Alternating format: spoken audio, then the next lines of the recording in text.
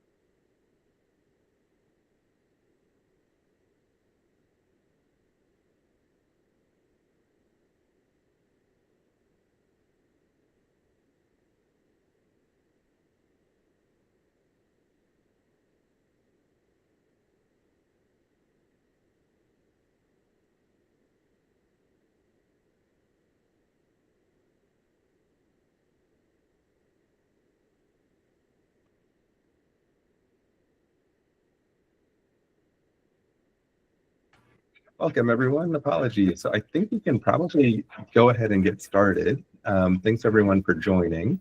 I will just kick off. I'm Karthik Balasubramanian, the chair of the Multimodal Accessibility Advisory Committee. This is our May meeting. We generally start off with just a quick overview of what we do and who we are and what we do. We are the mayorally appointed committee focused on advocating for folks with disabilities. I have an eye condition called macular degeneration, which puts me in the 40% of people who don't drive in the district, and that number is twice as high for people with disabilities. So I will shoot it over to Lizzie, who's another member on the phone. Hi, everyone. Can you hear me okay? Yes. Great. My name is Lizzie Reagan. I'm also a member of our resident of DC and a member of the committee. I'm a manual wheelchair user, use a mix of public transportation and also an adapted vehicle. And thank you, Director, for being here with us today. I appreciate it.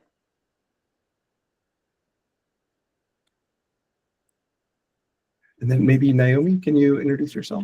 Yes, hi everyone. My name is Naomi. I am also a member of the MAC. I use a wheelchair. I live in DC, and I primarily use public transportation, including the metro train and the metro bus. And then Sal is our newest member. So Sal, would you mind introducing yourself? Yes, sure. My name is Sal. Again, as you said, Doctor, I'm the newest member of the team, and I use crutches. I'm a polio survivor. I also drive, and I lived in DC. I went to school in DC. I from AU American University, and my kids goes to Wilson Elementary. So I look forward to be part of this wonderful team. Thank you for the opportunity. Excellent. Well, I think maybe what we can do, just for in the interest of time, we've got the director of DDOT, Director Kirschbaum, is here. We're thrilled to have her. Thank you for coming, Director. For other folks who are here, I know there's some great folks here. If you can just put in the chat who you are and kind of your interests, anything that you'd like to discuss. We'll have after the director has to go, we'll be able to have a longer conversation about public comment and kind of what we've got kind of another agenda after this. So yeah, I'll pass it over to Director Kirschbaum. Great. Thank you so much, Chair Balasubramanian. Can you hear me okay? I just want to make sure because I'm not usually using Google Meet. I can hear you great. And I want to just introduce, I have two folks from my team that are here now. Olivia, who's not Walton anymore, but on here, she is, I guess, maybe. Anyway, she is my Chief of External Affairs. And Zachary Smith, who I think you probably all, or most of you have met before.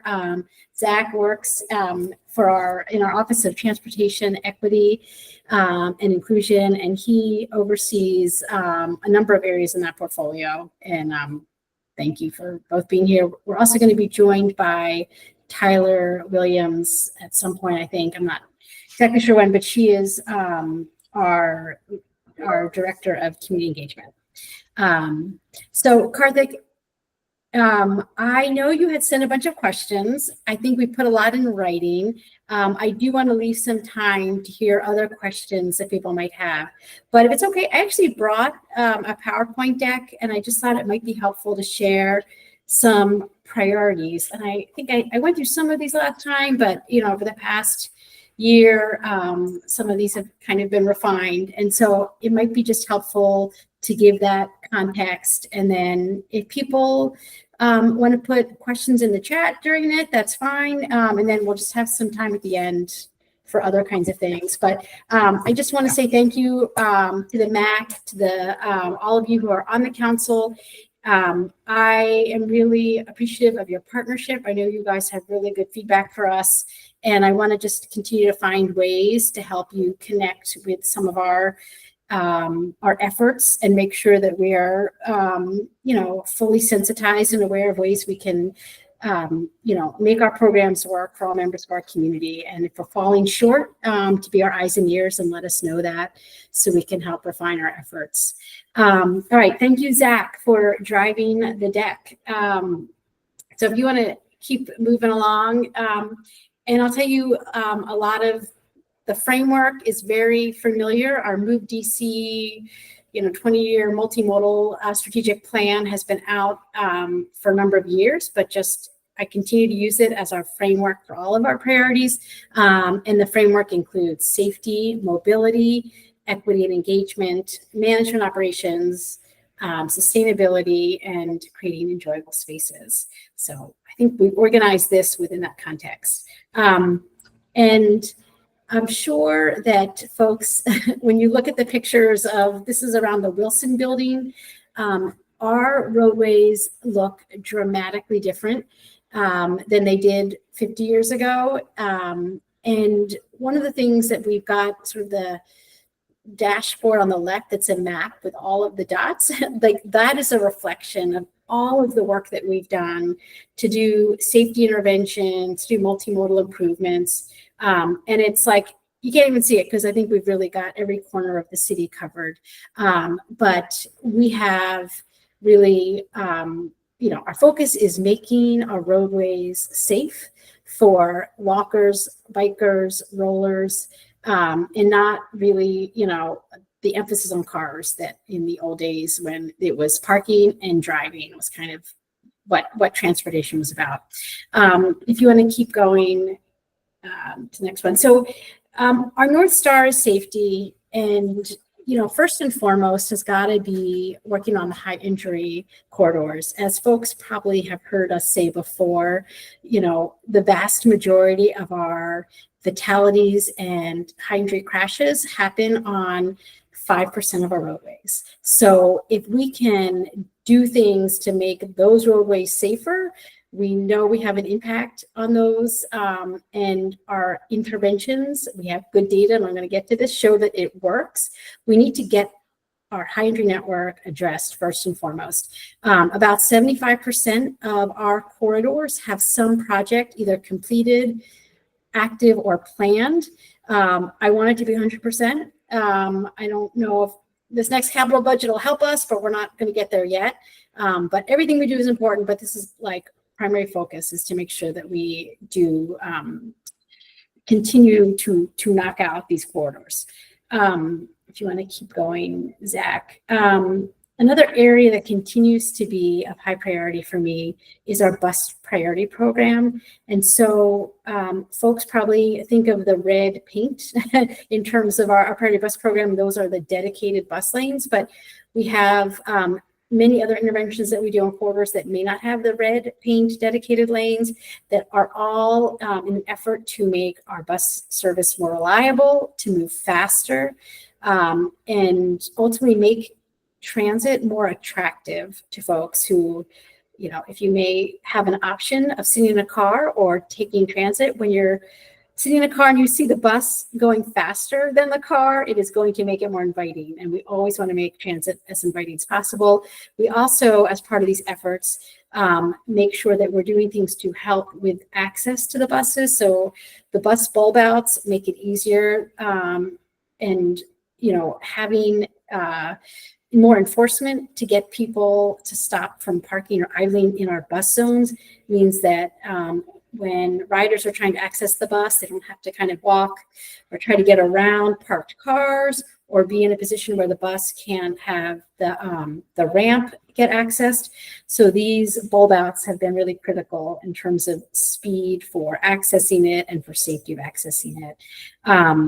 And we'll talk more about before and after studies in the future. But the next thing I want to talk about was clear lanes, which is very much tied to the priority bus lanes. That, priority bus lanes in and of itself only work when there's compliance. And so a year ago, we launched with WMATA, adding cameras to our buses. And so while the bus lanes alone helped improve efficiency, when we added enforcement and through the cameras, we actually saw another bump up. So this has been, to me, kind of like, if you don't have them together, you're not going to have the full impact. We like to showcase I Street Northwest. It was one of our earlier bus lanes, but we've seen speeds increase 37% during peak periods. So that means that you are shaving off a very significant amount of your commute time. And again, making traveling by bus far more inviting. And then similarly, we want to make sure through clear lanes, we are enforcing that cars should not be parking or stopping in front of bus zones. And another way we're looking at the success of clear lanes has been the increase in wheelchair ramp deployment. So we know that when there's a car blocking the bus stop and the bus is forced to load and unload in a travel lane, they're not able to let the ramp down. And we know what that means. If you're waiting and you need the ramp, that means you have to stand and wait or sit and wait until a bus comes that can have it. And that could be 2-3 buses coming by. It's infuriating. And so this is guaranteeing us that we are able to have that next bus come, able to deploy the ramp. So again, we're really excited about the impact that the Clear Lanes program has had. All right. So I started to talk about earlier about before and after, and we've been doing before and after on some of our safety projects. You know, I'm really proud of how much support we've gotten on doing major corridor projects. We've gotten a lot of resources from the mayor's office, but ultimately we need to show the value of those investments, because when you just look at fatalities, the numbers have not been going in the right direction. So we like to say, to make it clear that there are so many benefits and that fatalities are a very narrow way of looking at our effectiveness. And what we like to look at are other things in terms of injury crashes, in terms of impact on bus lanes. And so on this particular project, this was a before and after on the bus lane.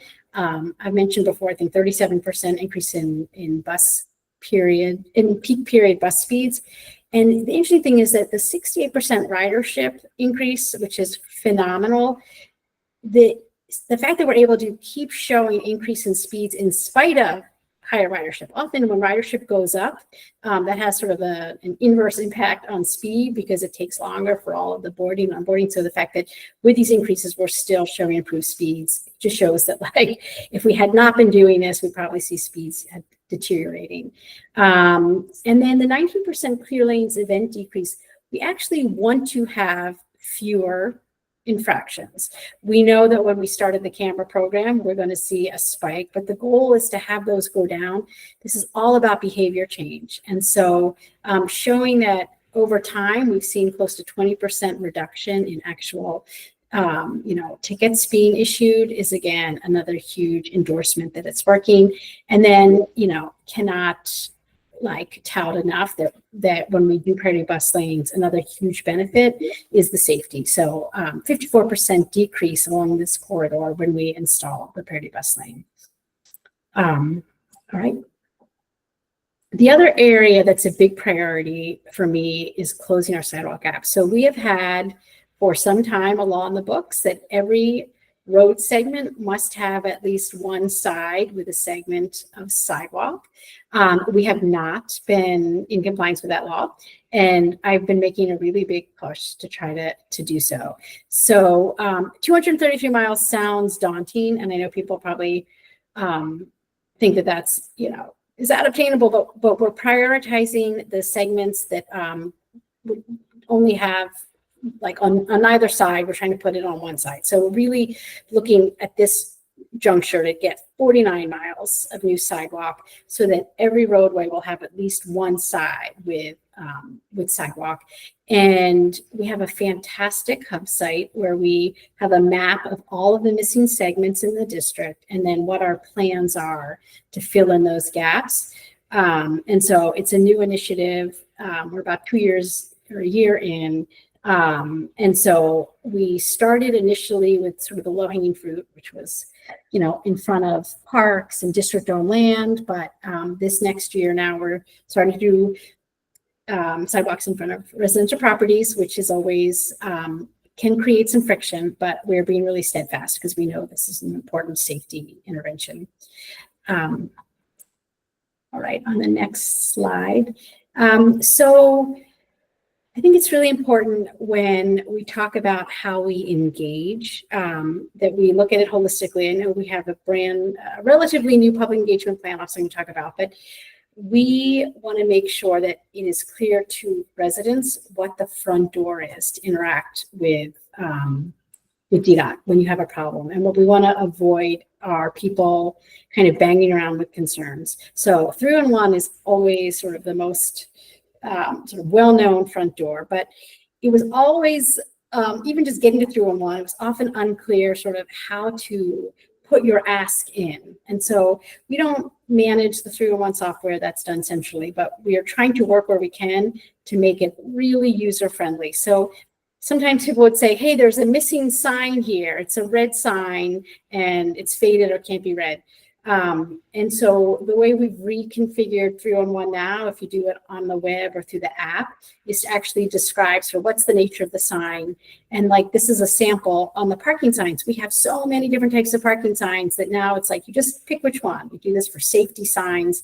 We probably have a few hundred different types of signs. So this is to like make it super simple for people to say, this is the sign that's missing or that's inaccurate or faded.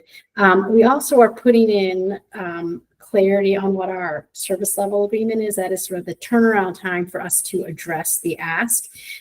We know that it is important that we keep the trust of residents when they say, here's the problem and ask for help, that we're transparent about how long it's going to take for us to do it, and that we put notes in that are clear that like, this is not going to get done immediately because we're going to put it on our paving plan. So it's going to be within the first quarter of whatever year, so that at least it might not happen exactly when people want it to be or as fast, but at least people have some insight about it's on our list and here's the timeline, and not just getting it closed without clarity. So we're working on sort of more standard scripts that people can, that our staff can put in about closures, and really making sure that we live up to the turnaround times.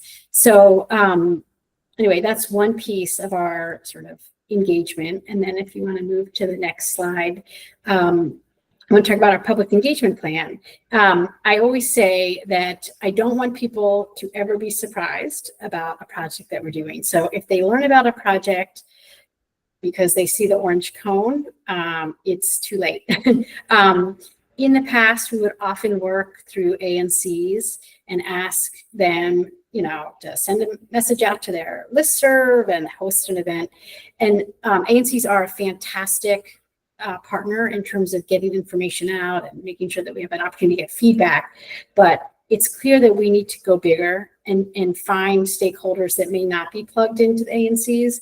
So we have new standards about, you know, depending on the nature of the project, upfront, really looking at who are the unique stakeholders. So if we are doing a corridor project and there's a school or a park or a senior center, like really being more targeted to those key stakeholders. Obviously, it's great if people come to the ANC, but if they're not, we're going to go to you and understand what your unique needs are. We also know that not everyone is going to, you know, is high tech. So we have on the high tech side, those who want to look, our programs and projects all have really built out websites that have renderings of what's coming, clarity on the timeline and where we are and what stage, and also sort of like, hey, give us your feedback. And so for those who are tech savvy, I think we've really built out those options. For those who aren't, we're looking at really low-tech ways to make sure people can stay informed. And that might even be a sign inside a tree box that says, you know, coming soon, and just some basic information about what the project is and how they can learn more. So, you know, I always say that people also don't always like what we're doing, but we should never say that they didn't know or they didn't have an opportunity to engage. We have kind of tiered types of projects. So some, it's just information. We're coming to do paving, but when there's projects that do have sort of interactive engagement in different phases, we want to make sure that people have like ample opportunity to weigh in. Oh, great. Oh my goodness. I was on a slide behind. All right. I guess you can move to the next slide, Zach. Okay. So curbside, there are so many moving parts with curbside that we're trying to make improvements on. First and foremost, we have far too many signs and the signs are complicated. And I use the picture on the left as an example where nobody should be looking at the signs and reading them all and still thinking themselves, can I park here? What's going on? It should be very clear and simple what people can do. So we are looking across the board at how we can simplify the signs. And part of what we need to do is really look at what is our policy on the curbside. We have some commercial corridors with a lot of fast casual restaurants that need a different kind of parking policy because you just have a street with 2-hour parking. What we really want is to encourage churn. And so we need to look at strips where we have 10-minute parking. If it is a DoorDash kind of heavy location, not all, but like what are the different kinds of needs on a corridor, and try to really mix up so we have parking that aligns with what those needs are. And similarly, within residential areas, we have some residential areas that are adjacent to commercial corridors. And if it's just sort of 2-hour free parking or RPP,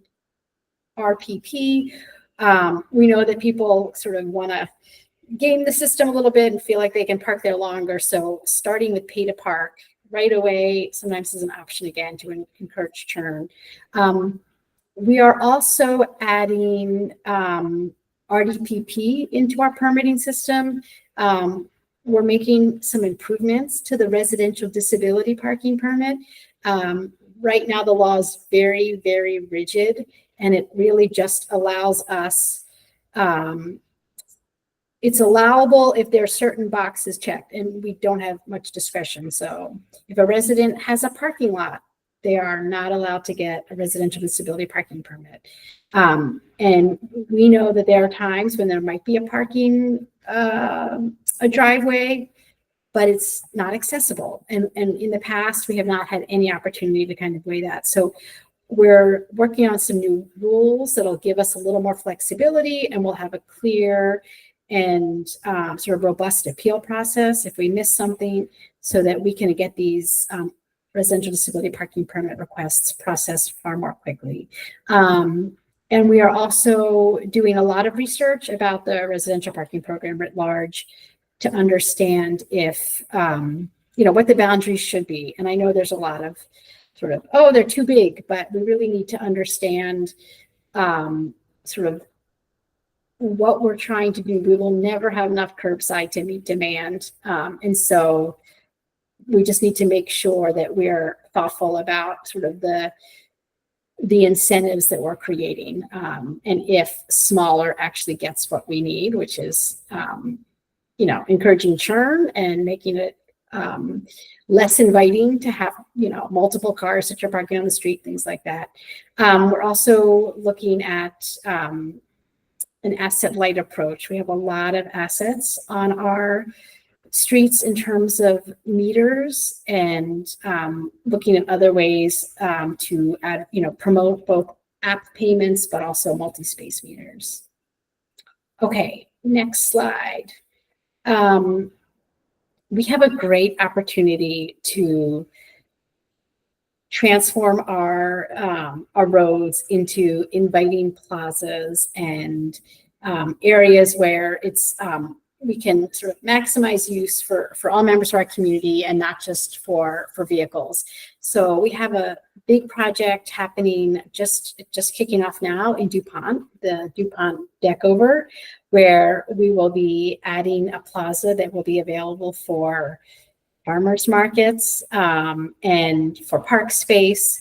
And I think it's going to be sort of a huge, great lift to the DuPont neighborhood. We're also working on an upgrade to all of our streeteries. We have guidelines that we released in November that are requiring that all streeteries are ADA accessible. They're safe in terms of sort of having more visibility. So if pedestrians or people walking at crosswalks, that they're more visible because they don't have sort of solid walls. And there's other sort of aesthetic and safety requirements that will be coming along.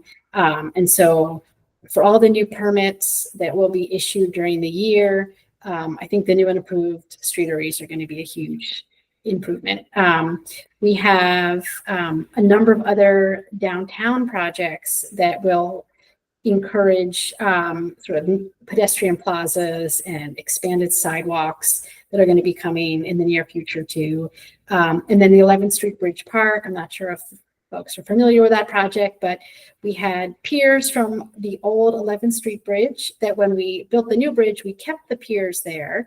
And we're going to be adding a park on top of those piers that'll be just pedestrian, bike, however you can cross it, not in a vehicle. And it will be this beautiful park that will bridge figuratively and literally Anacostia to the Navy Yard.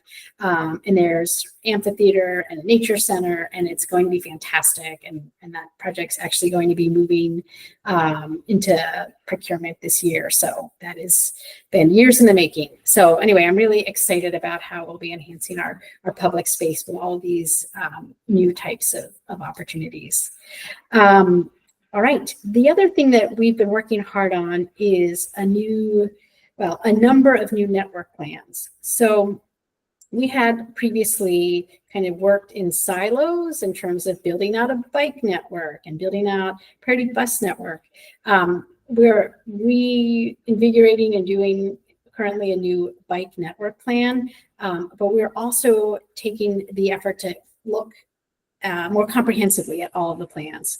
We know that every road cannot be all things to all people. So, it used to be described as sort of complete streets, and I really like to think of it as sort of evolving to a complete network. And so we will have streets that will be vehicle focused, and we'll have streets that are transit focused, and we'll have, corridors that will have, a built out bike network. But we will be thoughtful at looking at all of it more comprehensively. And we are looking across the board at, where we have gaps and doing a refresh. And that's going to be sort of the new addendum to our MAACDC is going to be these network plans. I mean, we've talked a lot about the bike plan, but it's really going to be across the board. And when it comes to sidewalk plans, sidewalks should be everywhere. That one, we're not picking and choosing. That is part of the complete street. All right. The next slide, I wanted to talk a little bit about how we're using data to prioritize our work. And this is something that is like touching every single one of our programs. And I think as our budget is going to really get tighter over the next 3 years, how we prioritize our resources is more important than ever. A lot of our programs in the past were very much driven by complaints and 311, and it was sort of a first come, first serve effort, approach. And that meant that the communities that were sort of better organized and had the wherewithal to continue to put in 311s and call their council members and tell their ANC to put in resolutions, they got a lot of attention, but that didn't necessarily align with areas where we had the higher crashes or the highest needs. So on the bottom, there's this sort of circle with multiple colors on it. It's super, hard to read on this slide, but it's a breakout of how we prioritize our safety interventions. And so those are things like crash data, roadway configuration. Is this sort of in the proximity of vulnerable road users? Is there a bus stop or a metro station nearby? All of those things help us prioritize like which road segments need more attention. And so we started doing that for our traffic safety intervention work. We're using similar models for where we do our sidewalk gap priorities. For our sidewalk and road and alley paving, we've always been looking at condition assessments and not just kind of chasing the potholes. So it allows us to be planful and make sure that we're, getting the highest needs addressed first.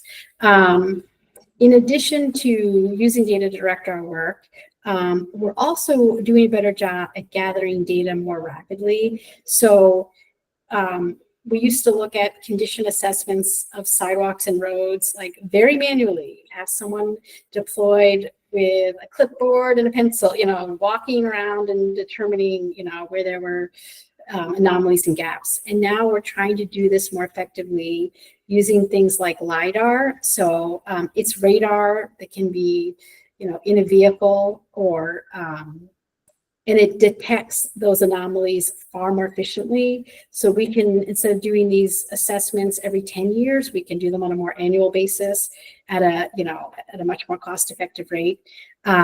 We're looking at CCTV cameras. We just have upgraded our network of CCTV cameras, and we're able to do a much better job with traffic counts and do some machine learning from the counts. The little guy, the little red D dot machine on the right side is a KiwiBot. We're using the KiwiBot to look at signs and collect data on just to do an inventory of where all of our signs are and looking at the quality of the sign. Is it faded? Is it still legible? So again, using data, collecting data more rapidly, and then making sure that we have a really good way to maintain the inventory of our assets and collect all the data on the assets. We want to know where every flex post is so we can make sure that we have the budget to maintain what the assets are. So we're continuing to build on what we have and refine it. Right. The next slide talks a little bit about how you can find out and engage with us. And I'm really open to hearing from you too about ideas you have on sort of, getting, helping us sort of get your feedback on things and helping us refine some of our strategies with your input. So first and foremost, easiest way, we call them hub sites. These are really websites about every single one of our capital projects and programs. So if you want to look at any number, a corridor project, a trail, our priority bus lanes, like we have a really robust site that talks about where we are and where we're going.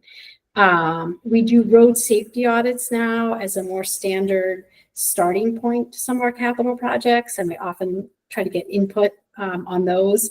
And then I was just thinking of just this past week, we wanted to get some input on the KiwiBots. We're sort of at a point where there's a law that allows us to use personal delivery devices. So Howard University's been sort of testing this, where these little bots can deliver food.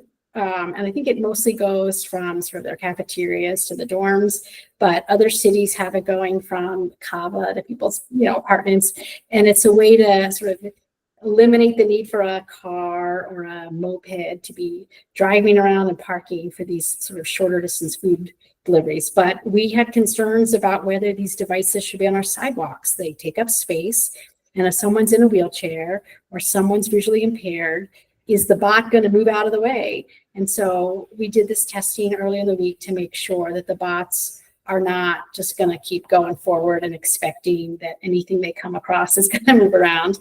And we got really good feedback. We had one of the testers was visually impaired, and she gave us really important feedback about how high the flag is, because they have little flags, but it wasn't high enough for her to see. Anyway, we're using this data to really shape our regulation so that we can ensure that they're safe and that folks that have any sort of accessibility concerns are going to be challenged. So anyway, that was one example, but I'm always looking for other opportunities to get more input.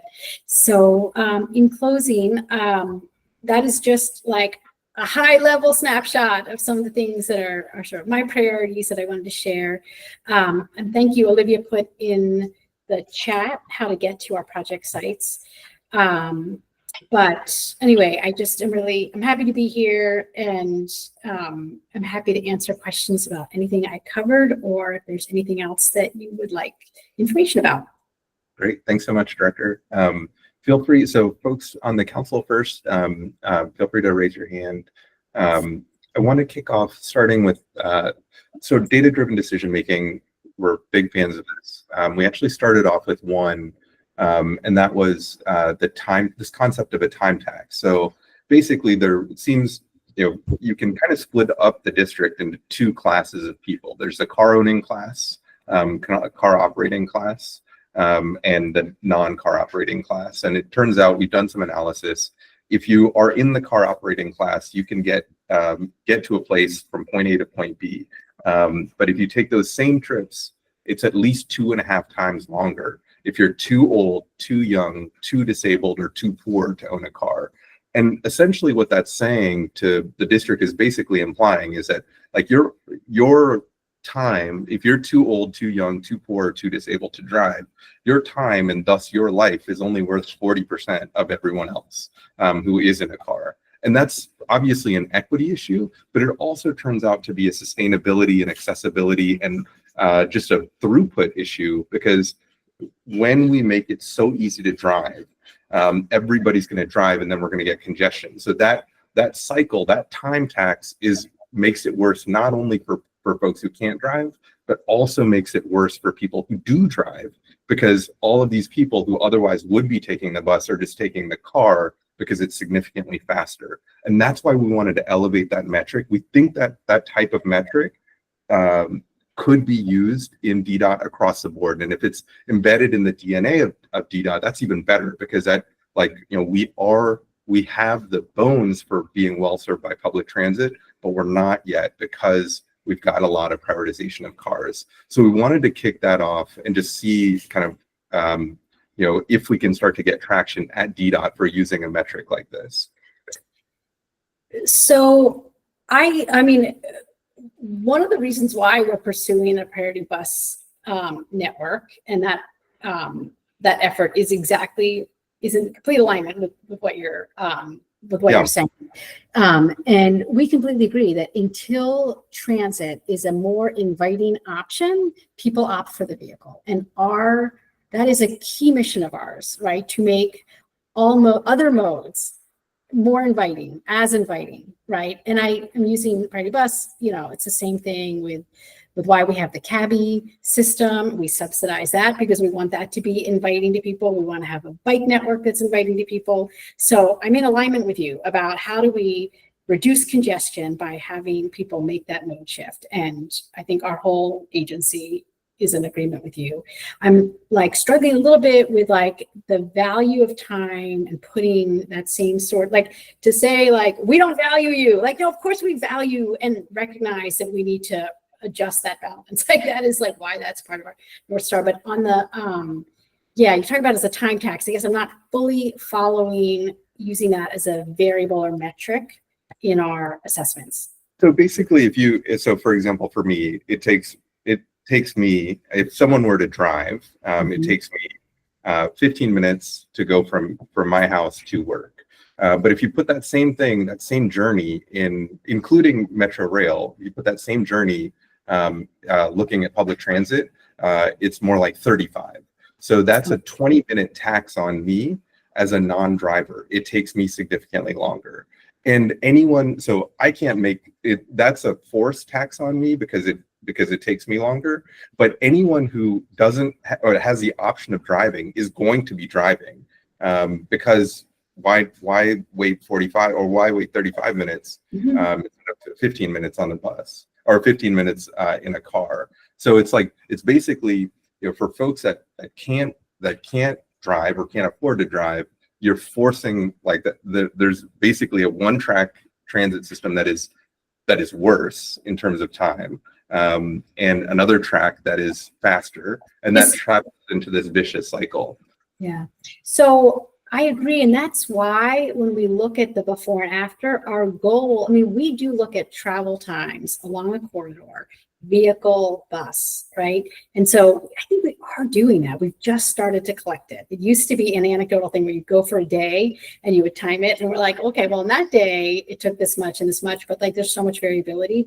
And so we're using cameras and other counts so we can get it more reliable. I'm like, we're not showcasing it yet because it's still very new internally. But part of what we want to look at internally is travel time, vehicle versus transit. That's really where we've been. That's exactly the well, metric. I think we're getting there. I think we are. And we want to do it reliably and not have to like pay for consultant to do it on day X when like it could be really hot that day and you know there was an accident, you know, whatever. So so I think we're getting there. I think we have a different way we're describing it, but yes, looking at travel times on all modes and doing the comparisons along the corridor to get the transit at the same rate or faster. That is faster.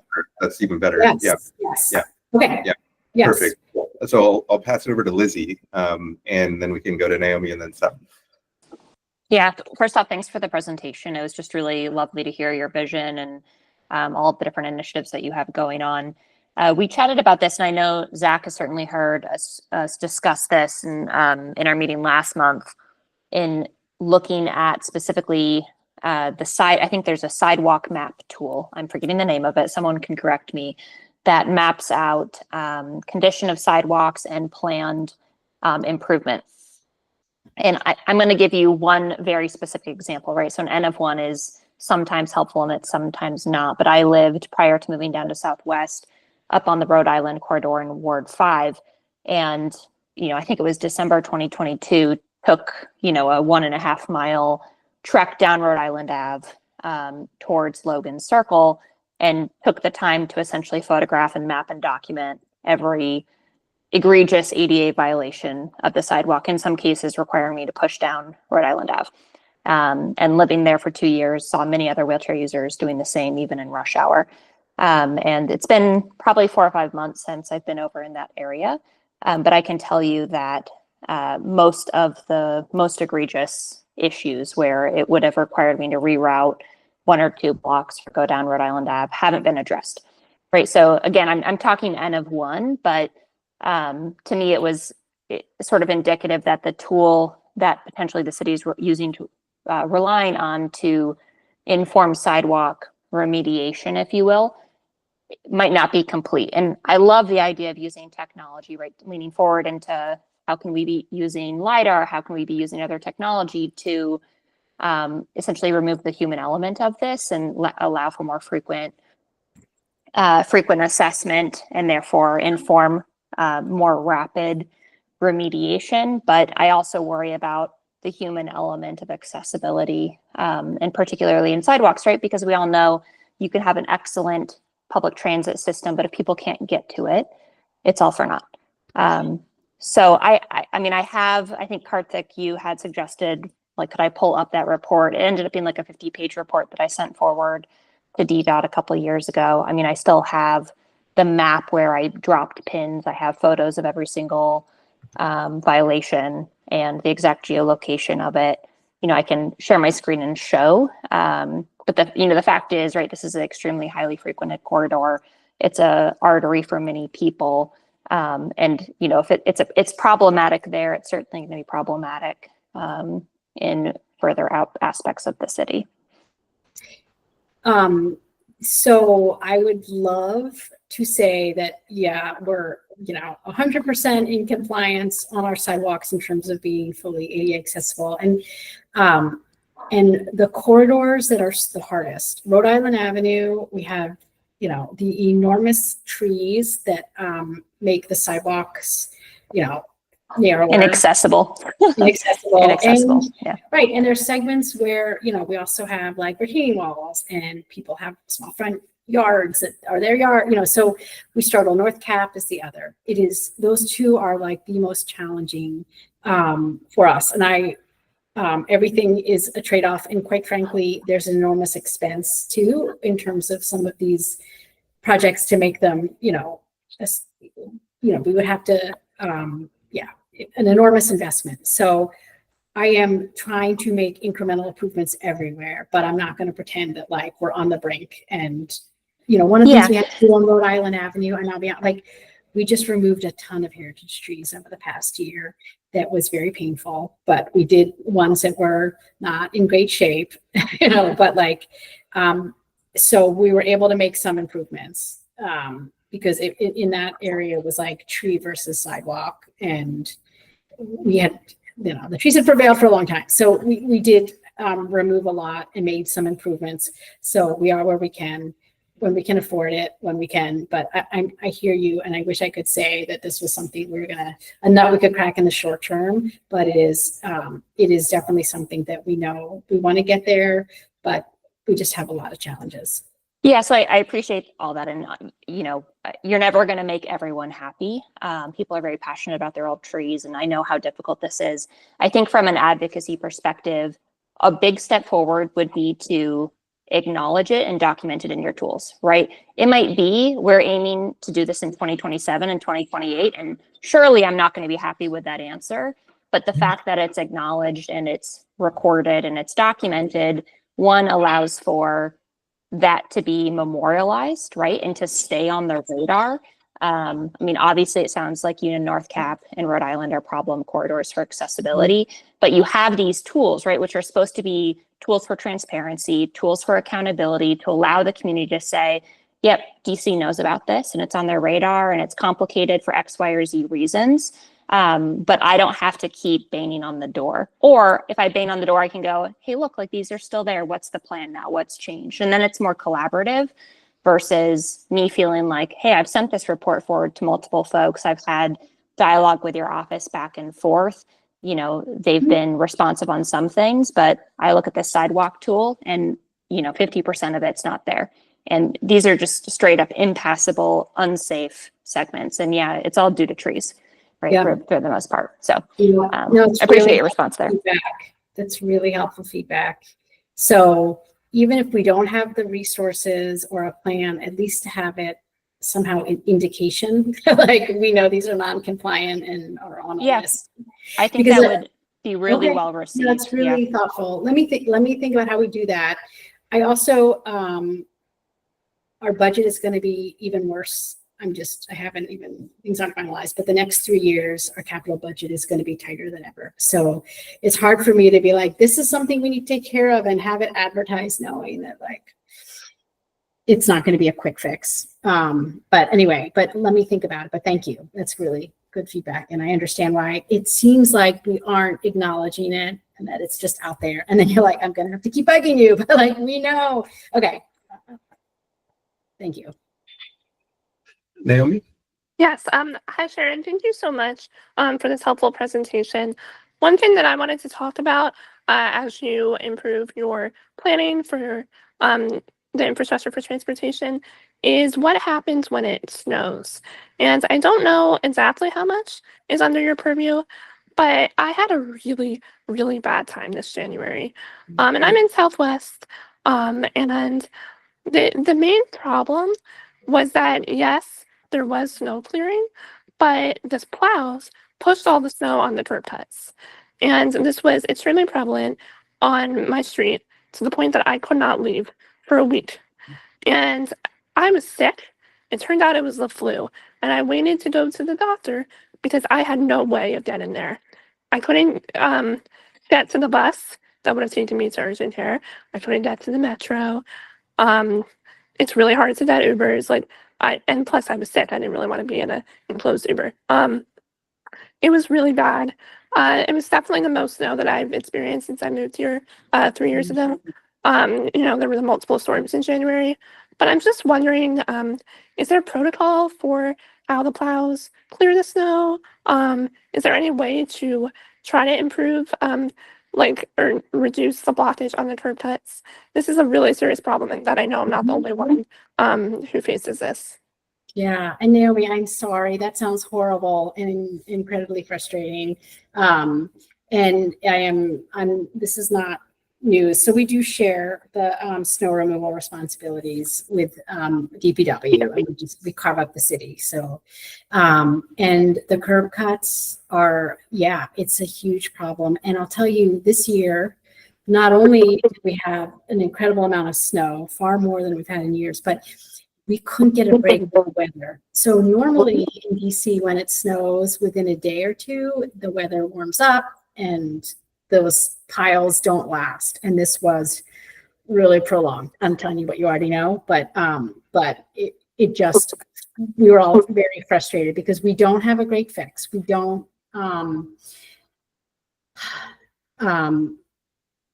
we ask that our teams are mindful. When we do plowing, honestly, because it's, we're not Minnesota, like we redeploy our staff to do it. It's, sometimes we have crossing guards that are driving light plows, and this is how we can do it and to keep it affordable. We don't have a budget for it. And so what it means is that we do the best we can. So I know this isn't a good answer.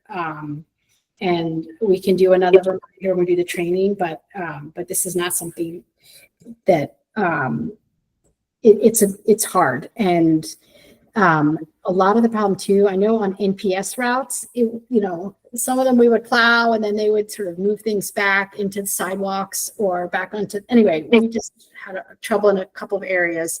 And we're also dealing with the Carter funeral and inauguration. So this year it felt like there was things that were a lot more rushed too, and we were sort of tight. So, but anyway, I'm going to bring this back to my maintenance operations chief and make sure that we strategize on if it's a training thing. We do not do sidewalks, and so we don't go back. It's up to the residents. And so that would be something else that would be helpful too, if like, as the residential clearings happen, if we could talk to the bids about it. Anyway, we're going to try to think of some good strategies because your story's incredibly distressing and I don't want you to have to do that again. So I'm going to circle back with my team. Yeah, thank you. The sidewalks around me were fine, other than the curb cuts. I have pictures. I'm wondering if I could get them to you because I feel like they would really illustrate the scope of the problem. Yes, you are more than welcome to. I trust you because I know it. Like, Yeah. I don't think I need to show evidence because I think when I talk about this with the team, no one's gonna. Yeah. disagree. Well, thank you. I know that it's not necessarily something super easy to fix, but even just re-emphasizing Yep. the importance of being mindful about this Yep. would make me feel more confident for the Yep. next one. So thank Yep. you. It's on my radar and I'm gonna make sure that the team knows about it and that they come up with some ideas. Thank you. Perfect. Great. We got Sal, Santiago, and then Heather. Thank you very much. I really enjoyed listening to all of you and your presentation sounds really good. You mentioned about travel time. I did supervise travel time before in my previous work as a senior independent living specialist.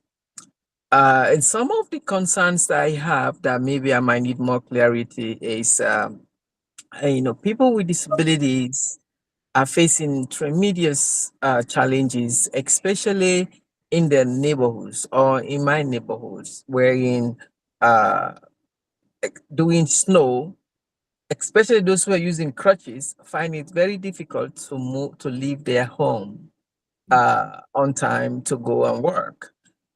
Is this project going to also look into those private places, apartments, in terms of timing of cleaning, making sure that when they are renting homes or apartments to people with disabilities, this should be part of the understanding that if there is snow, the person of the and somebody with disability lives there, it should be a timely to clean up so that they could be able to have access to go to work or to go and do their normal businesses.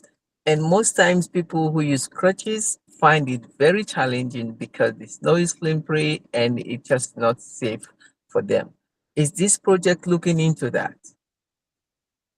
So we do not take on, if there's a private building, in terms of clearing their parking, their sidewalks, their walkways, those are the responsibility of the property owner.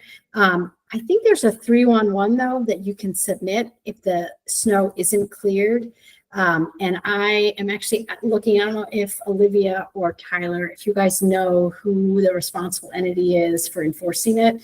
I also do know there's a number, if you have a private residence, that Serve DC will send out volunteers to help do the shoveling. If it's a private apartment building, that's going to be the owners. But if it's your house or your apartment and you own it and you are unable to, whether fill in the blank, senior, unable, physically to, they will send volunteers to do it. But I don't know for the commercial one, for properties, who enforces it.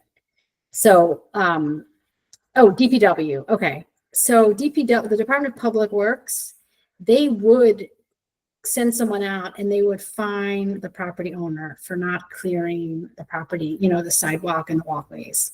So you could call 311 and ask them to send someone out. Okay. And the last question, one of my experiences when I used to really show people with disability how to use the metro system, some of the challenges I saw was even accessing the metro is very challenging. Some of their elevators might not be working. I remember having an incident wherein we were doing some travel time, taking people with people with disabilities downtown DC, and went to, I forgot the name of the station. It was very difficult for them to even have access all the elevators were not working. Are you guys also looking into this? So no, that's really a WMATA issue. So DPW and DDOT, we do the DC roads, sidewalks, bike lanes. WMATA is responsible for any of the metro plazas. And I actually thought WMATA was usually pretty good about it, but no, we don't do any private land or WMATA land. And we also don't do park land or park sidewalks, which is very confusing in DC because National Park Service owns a lot of our sidewalks and roadways and plazas. And we get complaints and they do not have great response times. But it's federal property, so we can't do it. Hi, everyone. This is Zach. Just want to make a quick note that we do have a hard stop at about 6:30. Oh. So maybe Santiago and then Heather, maybe we can squeeze in a couple last questions.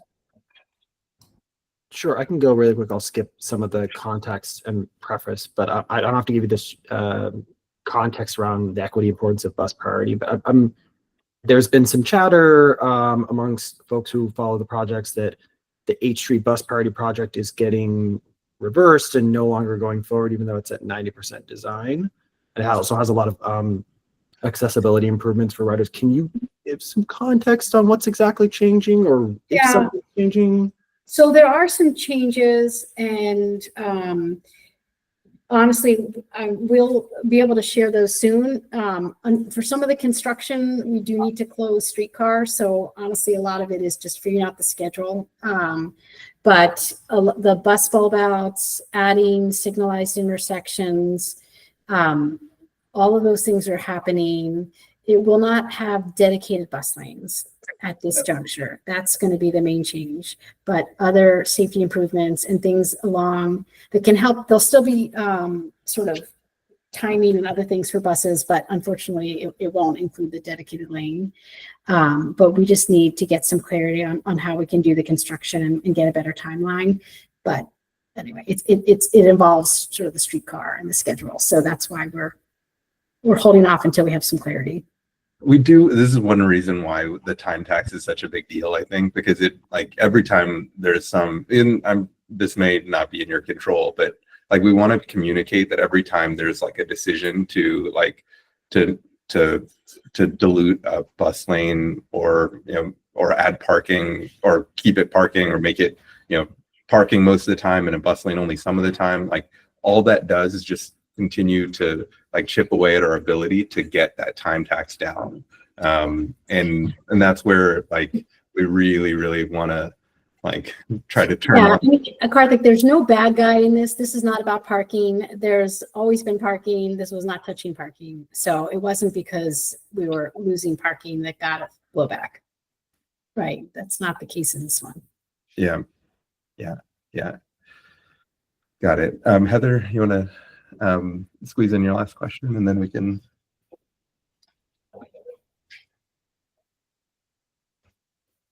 You may be on mute.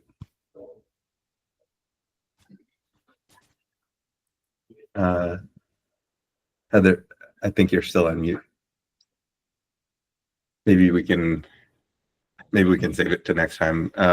Really appreciate the time, Director, and yeah, we'll be in touch. We definitely want to follow up on a few things. Thanks so much for taking back some items. We're going to follow up with the bus team about the time tax metric. We'd love to kind of put that kind of more into practice, and maybe we can get in front of you again and kind of dig deep into kind of the point of what we're showing. And Okay. we've got a few other things that we'll elevate as well. Okay, and I do think that we have a good proxy, which it captures the same effort, right, of looking at travel time. In fact, it is looking at travel time. So I think we can get there with data that we're already collecting. Great. All right, thank you so much. Appreciate everyone's time. Enjoy your evening. Thanks. Bye. Thank you. Okay. Thanks, everybody. So now we can kind of go and shift into our regularly scheduled programming. Neo, can you hop into the agenda? Yeah, perfect. So first is Here we go. Perfect. Yeah. Nao, do you want to go through recruitment? Sure thing. So thankfully we have Sal joining us. He is one of our newer council members. And then we also are in the process of getting Sharon approved to join the council. And so that will get us up to, I believe, 6 members for the council, for MAC. Excellent. There was the KiwiBots test that the director mentioned. So yeah, that's great. Zach, do you want to share anything about that? Sure. Other than it was really interesting to see the KiwiBots on the sidewalk. Yeah. I didn't know that they had been at Howard for a while, so some of the students were very, very familiar with what they did and thought they were just delivering food. From some of the participants, I think we got a lot of good feedback on the KiwiBots. Susie McFadden-Resper, who's with ODR, and I believe she's on this call, was one of our participants to test them out, and they definitely did what they were supposed to do. We essentially just put the KiwiBot and a participant on the sidewalk to see how they would interact as the person came toward the KiwiBot, and the KiwiBot would move over, defer to the individual to make sure that they could pass. It was very, I want to say smart, but really good about knowing when to move out of the way. So we hope to do some more tests on different campuses, but yeah, it was pretty fun. Perfect. Cool. Thanks, Zach. Nao, can you walk us through the daylighting survey that we've got? Sure thing. So for anyone who was able to join us earlier this year, we were able to put together our daylighting survey, which walks us through how individuals can identify what is a dangerous parking situation. So here, thank you everyone for all the feedback that you were able to share during our first meeting.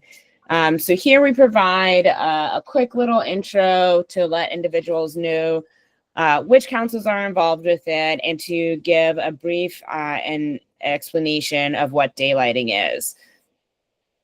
And so we also do have an instructional document on how to fill out a 311 report, since this daylighting survey does require individuals to input their request numbers from their 311 report.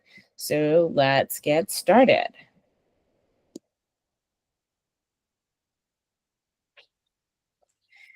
So here we have our first question, which gets right to the point, asking the individual to identify what the parking violation is. So we have the example of illegal parking with an image that shows a car from, oh gosh, now I'm forgetting the word, but from the approaching side, and I apologize, that should actually say car, but illegal parking, saying that the car is parked less than 25 feet, which is an average car length from the crosswalk, which is example A.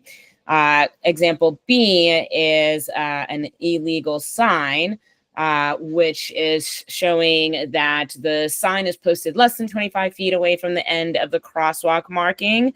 And then if the individual sees an example of both illegal parking and a legal sign, then they have the example of the bus on the approaching street showing that not only is it parked less than 25 feet away from the crosswalk, but also there is no sign showing that where they should start parking. It's only the marking on the ground.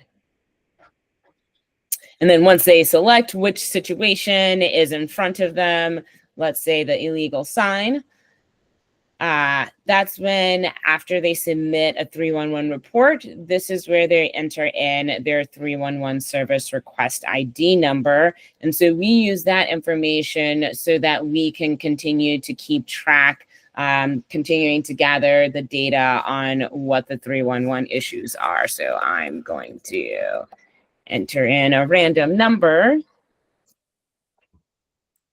And then they must submit photographic evidence of the violation, which is something that they're required to do in the 311 instructional document as well.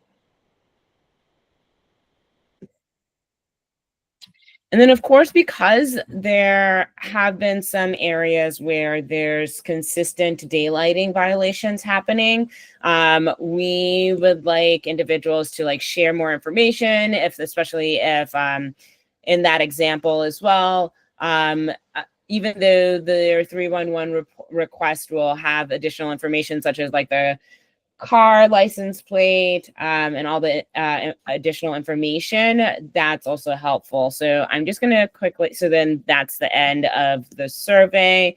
Once they submit that, we get that information and we start pulling it into our data recovery. Yeah, so basically kind of big picture here, the point is that like we just want another set of eyes on these things. So like so it's great to know that there's a 130-day service level agreement for a roadway sign. So but now we can actually just put it on a map and we can show like we can be able to say, okay, it's been 65 days, we're still waiting to get this legal sign changed and moved. And yeah, so basically it's just keeping track of everything outside of not just the putting in 311 system, but then also creating another process just so that like we can be super transparent about like, okay, wow, this is still an illegal situation that we need to fix. That's still going on. Cool. Oh yeah, this is another situation where cars are parked on the sidewalks themselves. This is something that we didn't get to talk with the director about, but we'll follow up on this. But yeah, things that like these should just be automatic tows. And this actually is a kind of a nice segue into the next set of folks that we'd like to talk about or talk to. We've been trying to get in touch with DPW. Actually, Nao, can you talk about those efforts?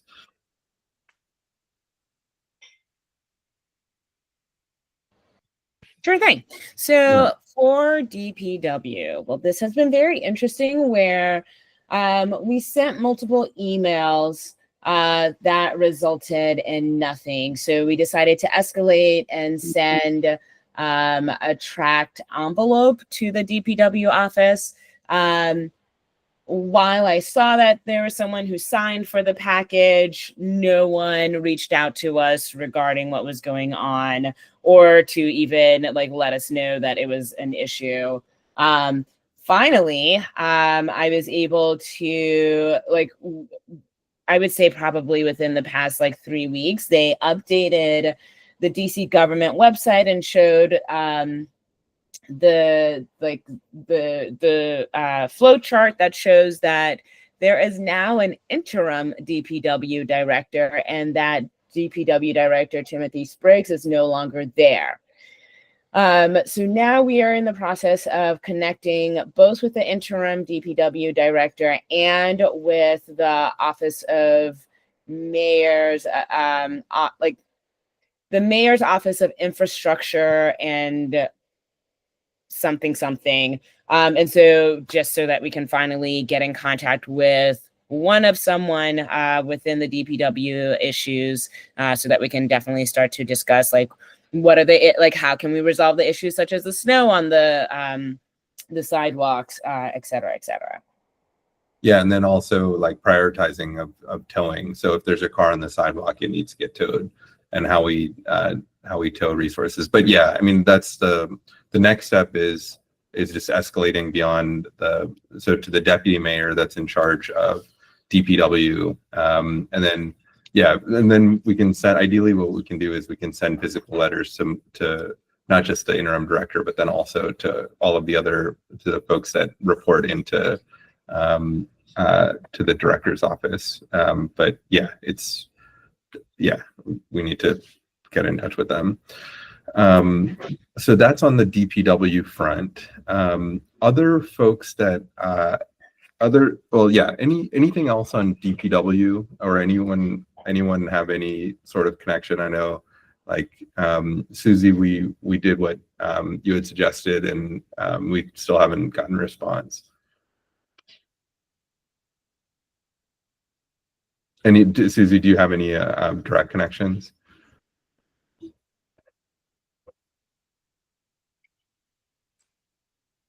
Okay, maybe she's not there. Okay, so that's on DPW front.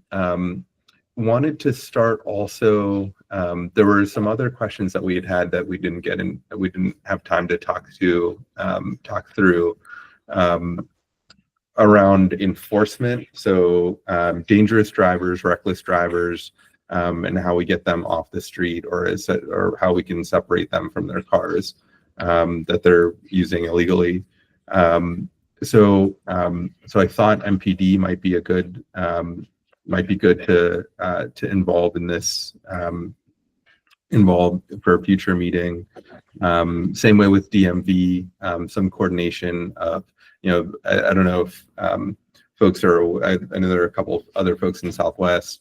There was someone with $4,000 of in fines for reckless driving that killed someone at 6th and M Street Southwest. That's someone who should never have been driving.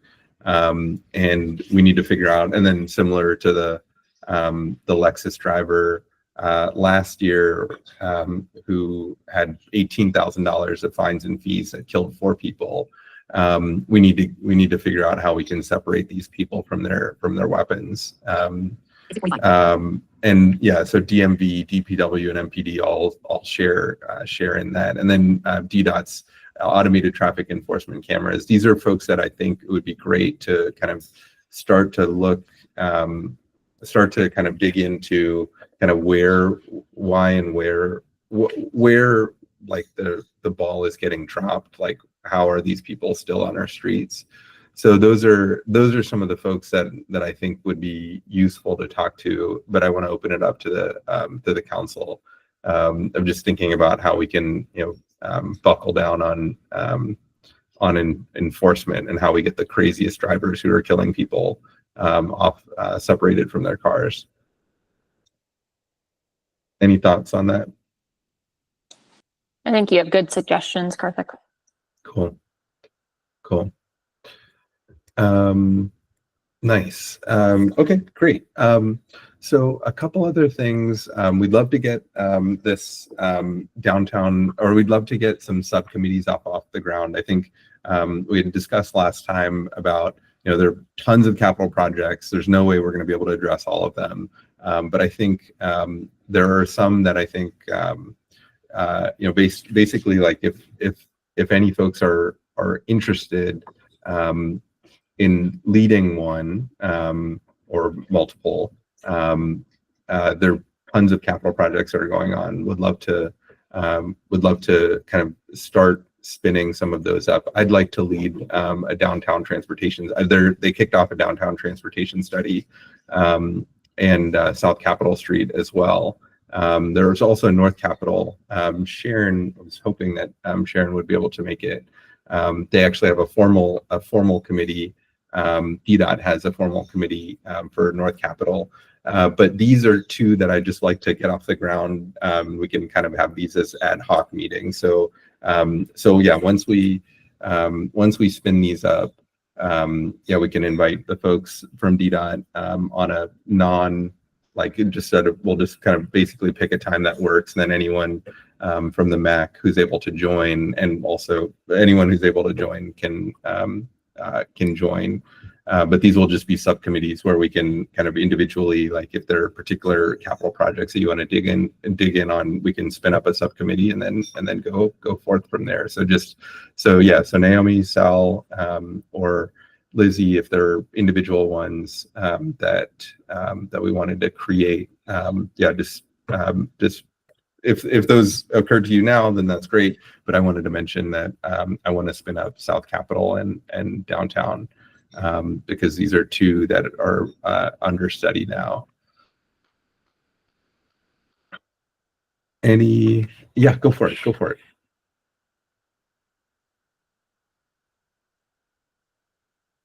Go for it, Sal, if you've got a question. Oh, okay. Yeah. Well, thank you very much. I wanted to respond first to the first question. I don't know whether it was Zach or somebody was talking about how can we get these guys out of the street. I think what I was thinking, if we could have more awareness programs in the communities wherein we can engage the community, having a community engagement where we can talk about some of the concerns, and we can also involve the DMV and the police, and just to come and talk about some of the concerns that's happening in the community, and how this will be there will be an enforcement, because some of this, what I've observed, some of those people who are actually causing this harm to the communities, they don't even have insurance. Maybe sometimes their cars are not even registered to their names. Yeah, So ghost car. you find out that they can do anything and they still get away. So we might end up arresting the wrong people because maybe the name is the vehicle name is with them, but they are not actually the ones who committed the crime. So having a more community engagement programs, I think that will help us to reach out to many, and that will educate them. And hopefully those who own these vehicles will start be very conscious in terms of who they're giving their vehicles, to protect lives. Especially if we involve DMV and the police, they know there is no way they could hide. This could be a serious consequences for them. Yeah. And then for the committee, for what you just asked, Doctor, I think that's a great idea. I would think about it more, but I think having those committees, us engaging more in the communities will help a lot in terms of whatever projects we're trying to develop for the communities. Cool. Great. Any other thoughts from folks on capital projects? Sal has his hand raised again. Oh, go for it, Sal. Yeah. Don't you? Oh no, can- sorry. yeah. I think I tried to lower my hand. Sorry, I'm done. Yeah, thank you. Yeah, Karthik, I was just going to chime in and say I would just have to think about it a little bit more, but I appreciate you raising it. Yeah, totally. Cool. Approved February, March, and April. So does everyone know? So this is actually a new feature on Google Docs that folks may not have seen. But can you show where to, Nao? Can you show where to access the various meeting minutes?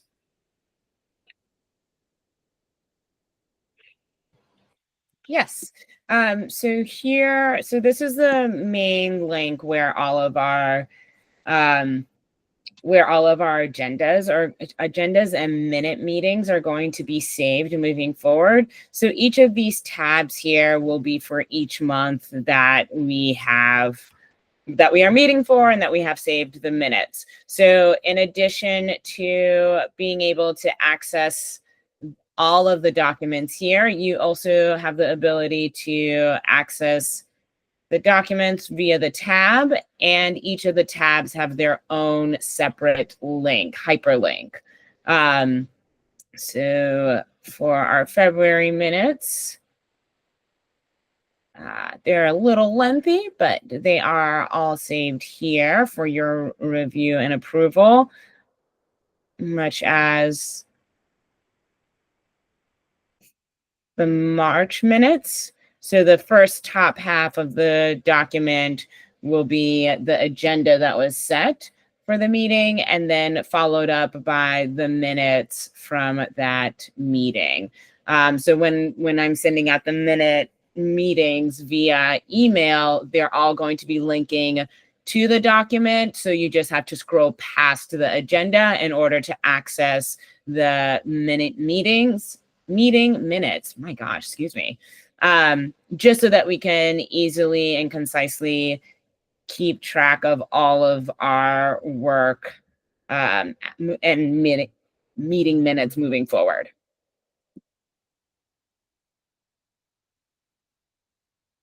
Cool. Yeah. So my guess is that most people hadn't seen that. So why don't we hold off on the meeting minutes until maybe Nao, can you just send these around? Or well, actually, yeah, we'll just send. We'll follow up in this meeting, and if folks can just take a look at all of the minutes from the past few months, and then next month we can approve.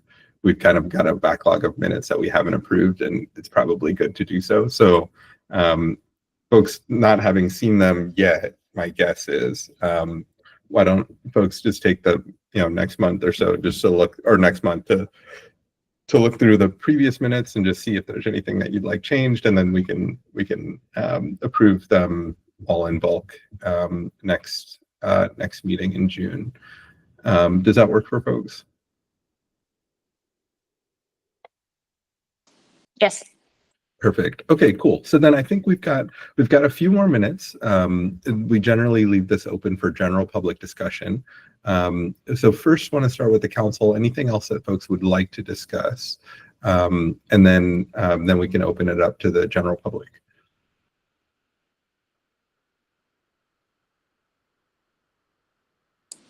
This is Lizzie. Nothing from me, Karthik. Cool. Yeah, the Oh. only thing I can contribute is I'm actually moving out of DC No. in September. I'm going to grad school in Boston. Congratulations. We're sad to lose you, but Thank you. I just wanted to flag that as you look for more people. Yeah. we'll miss you. But we'll have you until September, though, right, Naomi? Yeah, I should most likely be able to attend June, July. I might have a conflict in August. Not sure yet. Okay, cool.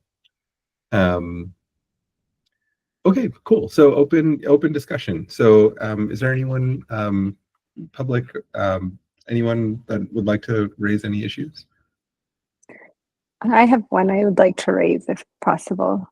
Go for it. Hi, everyone. I'm Sue. I am a resident of ANC 6B.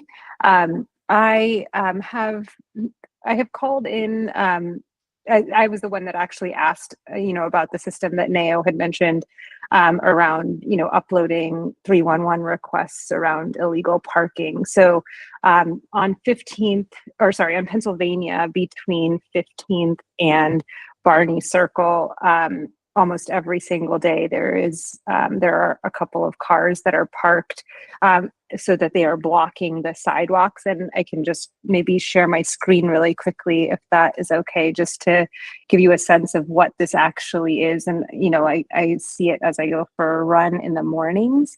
Sorry, I have not used here we go.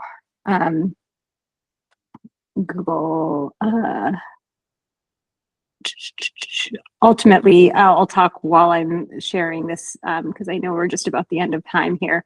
But I have called in to 311 multiple times about this, probably at least 10 times, and finally got somebody to respond to me via email. And what they said was, well, these are private parking spots because they're in front of the houses, but they're still blocking the street. So they said they're not actually in violation because they are private parking spots, but they are still blocking the public sidewalk fully. So somebody, for example, in a wheelchair there's no way they could actually get through.